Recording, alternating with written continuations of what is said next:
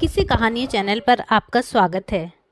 आज की कहानी है कुंवारी क्यों है माता वैष्णो देवी। तो चलिए कहानी शुरू करते हैं। माता के अधिकांश स्वरूप सुहागिन की तरह पूजे जाते हैं, फिर माता वैष्णो देवी कुमारी कन्या के रूप में क्यों पूजी जाती हैं? त्रिकुट पर्वत पर विराजने वाली माता वैष्णो देवी का धाम माँ जगदम्बा का जागृत पीठ है। माता वैष्णो देवी के भक्त दुनिया भर से आते हैं और माता से मनोकामना पूर्ति का वरदान लेकर जाते हैं। माता वैष्णो देवी में सिंदूर चढ़ता है, सुहाग का आशीर्वाद भी मिलता है, परंतु माता कुंवारी रूप में है।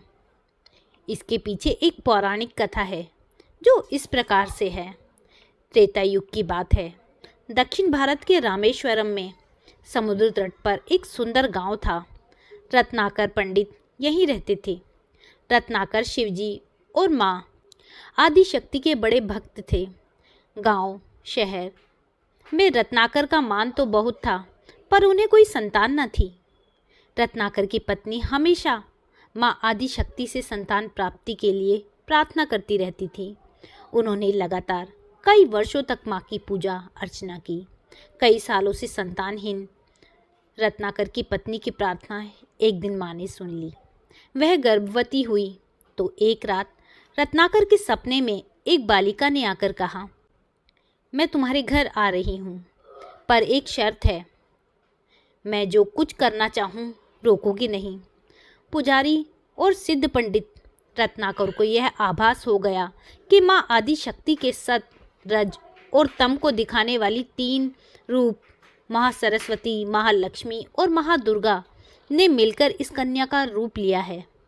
नियत समय पर इस दिव्य कन्या का जन्म हुआ। रत्नाकर को यह भी पता चल गया था कि यह कन्या माँ आदि शक्ति के धर्म की रक्षा के लिए ही प्रकट की है। माँ आदि शक्ति ने धर्म की रक्षा के लिए ही प्रकट की है। रत्नाकर उसी भाव से कन्या का लालन पालन करने लगे। तीनों महाशक्तियों के मिलन के इस स्वरूप को उन्होंने त्रिकुटा का नाम दिया। त्रिकुटा का स्वभाव जन्म से ही अनूठा था। बचपन से ही वह पूजा पाठ और धार्मिक कार्यक्रमों को देखकर प्रसन्न होती। अभी 10वां साल शुरू भी नहीं हुआ था कि त्रिकुटा को यह पता चल गया था कि भगवान विष्णु ने भगवान राम के रूप में धरती पर अवतार ले लिया है। त्रिकुटा ने यह व्रत ले लिया कि भगवान श्री राम से विवाह करेंगी, अन्यथा आजीवन अविवाहित रहेंगी। त्रिकुटा ने अपने पिता से कहा कि वह रामेश्वरम के तट पर रहकर तपस्या करना चाहती है। शर्त के अनुसार रत्नाकर ने उसे नहीं रोका। 10 बरस की उम्र से ही त्रिकुटा समुद्र तट पर एक कुटी बनाकर रहने लगी। वह भगवान श्री राम को पति मानकर उनको पाने के लिए कठोर तप करने लगी। इसी तरह घोर तप करके त्रिकुटा को बहुत बरस बीत गए। सीता हरण के बाद भगवान श्री राम लक्ष्मण के साथ दल बल लेकर सीता की खोज करते हुए रामेश्वरम पहुँचे। श्री राम को पुल बांधने तक यहाँ ठहरना था। भगवान एक दिन विचरण कर रहे थे, तभी समुद्र तट पर एक तेजस्विनी ध्यान मग्न कन्या को देखते हुए वह बहुत चकित हुए। इस कन्या के ओज और आभा से वह स्थान ही अलग रोशनी से प्रकाशित हो रहा था। भगवान श्री राम कौतूहलवश उस कन्या के तपोस्थल तक पहुँचे। प्रभु ने उस कन्या से पूछा, तुम कौन हो देवी, और इतनी कम उम्र में इतना कठोर तप क्यों कर रही हो? ऐसी क्या अभिलाषा है जिसके लिए ऐसा घोर तप करने को विवश हो? कन्या ने भगवान को विनयपूर्वक प्रणाम करके अपना परिचय पंडित रत्नाकर की पुत्री त्रिकुटा के रूप में दिया। फिर अपनी प्रतिज्ञा बताई। त्रिकुटा जान गई थी कि उनके सामने साक्षात भगवान श्री राम ही खड़े हैं, इसलिए उन्होंने निवेदन किया कि आप मुझे पत्नी के रूप में स्वीकार कर लें। इस पर भगवान श्री राम ने कहा, यह संभव नहीं है। मैं एक पत्नीक रहने के संकल्प से बंधा हूँ। अपनी पत्नी की अपहरता को दंड देने के लिए यहाँ तक सेना सहित आया हूँ। त्रिकुटा को यह सुनकर आघात पहुँचा। उन्होंने अपने कठोर तप का वास्ता दिया और भगवान से विवाह करने की पुनः याचना की। त्रिकुटा ने कहा, प्रभु, क्या मेरा यह तप व्यर्थ गया? मेरे तप में वह शक्ति नहीं कि आपको प्राप्त कर सकूं। मेरा तप अभी कम है, तो मैं इससे अधिक कठोर तप करूंगी और तब तक जारी रखूंगी जब तक मेरी अभिलाषा पूरी नहीं हो जाती। भगवान ने कहा, जब मैं सीता का पता लगाकर लौटूंगा तब तुम्हारे पास आऊंगा। यदि तुम मुझे पहचान लोगी तो मैं तुम्हारी इस बात पर सही निर्णय करूंगा। त्रिकुटा को इस बात से बड़ी प्रसन्नता हुई कि उनका तप सफल है। भगवान ने उन्हें वरण का एक आश्वासन दिया। इस प्रसन्नता के भाव से भरकर त्रिकुटा का उत्साह और बढ़ गया। उन्होंने और कठिन तप करना आरंभ किया।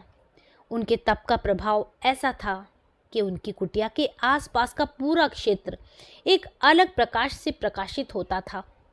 प्रभु राम लंका विजय के बाद माता सीता और लक्ष्मण जी के साथ पुष्पक विमान पर सवार होकर लौट रहे थे, तो उन्हें त्रिकुटा को दिया हुआ अपना वचन भी पूरा करना था।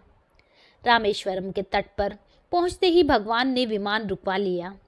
सभी कौतूहल में पड़ गए तो प्रभु ने उन्हें कुछ पल की प्रतीक्षा करने को कहा। उसके बाद वह अकेले ही चल पड़े। सारी सेना भगवान की आज्ञा के अनुसार वहीं ठहर गई, उनकी प्रतीक्षा करने लगी। श्री राम ने एक अत्यंत बूढ़े ब्राह्मण का वेश बनाया और देवी त्रिकुटा के पास पहुँचे। प्रभु उनके पास कुछ पल रुके, पर त्रिकुटा उन्हें पहचान न सकी।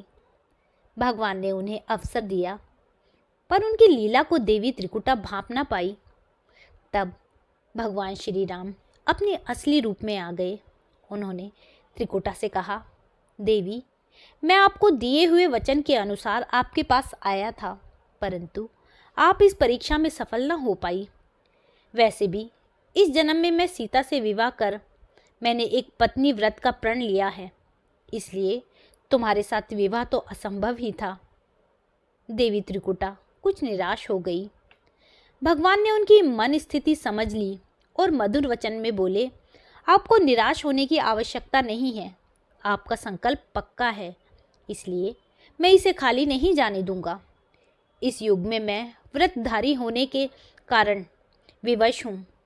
कलयुग में मैं जब कल्कि के रूप में अवतार लूँगा तब मैं तुम्हें अपनी पत्नी के रूप में अवश्य ही स्वीकार करूँगा। तब तक तुम हिमालय स्थित त्रिकूट पर्वत पर जाकर तप करो और मेरे अवतार की प्रतीक्षा करो। भगवान ने उन्हें वरदान देते हुए कहा, तुम भक्तों के कष्ट और दुखों का नाश करते हुए इस संसार का कल्याण करती रहो। विष्णु का अंश होने और उनके कुल में अवतार लेने तथा विष्णु पूजक होने के नाते सारा संसार तुम्हें वैष्णो देवी के नाम से पूजेगा। कलयुग में तुम्हारे लिए कुछ भी अदेय नहीं होगा। जो भी भक्त भक्ति भाव से तुम्हारी पूजा अर्चना करेंगे उन्हें तुम सर्वस्व प्रदान करोगी। भगवान श्री राम यह वरदान देकर चले गए। त्रिकुटा श्री राम से मिले। इस वरदान से अत्यंत प्रसन्न थी। उन्होंने प्रभु के आदेशानुसार संसार के कल्याण का संकल्प लिया। त्रिकुटा उत्तर भारत के मणिक पर्वत श्रृंखला की 3 पहाड़ियों वाले त्रिकूट पर्वत पर तप के लिए आ गई। वहीं माता वैष्णो देवी के नाम से विराजमान है। श्री हरिहर का वरदान होने के कारण वैष्णो माता भक्तों की सभी मनोकामना पूरी करती है, इसलिए माता का स्वरूप कुंवारिका है। वह श्री हरि के कल की अवतार की प्रतीक्षा कर रही हैं। उस अवतार के बाद भगवान उसे स्वीकार करेंगे। तो दोस्तों, यह थी कहानी माता वैष्णो देवी की कहानी। आपको यह कहानी कैसी लगी मुझे कमेंट करके ज़रूर बताइएगा। यदि कहानी अच्छी लगी हो तो कहानी को लाइक कीजिएगा, शेयर कीजिएगा और मेरे चैनल को सब्सक्राइब करना ना भूलिएगा। कहानी सुनने के लिए बहुत बहुत धन्यवाद।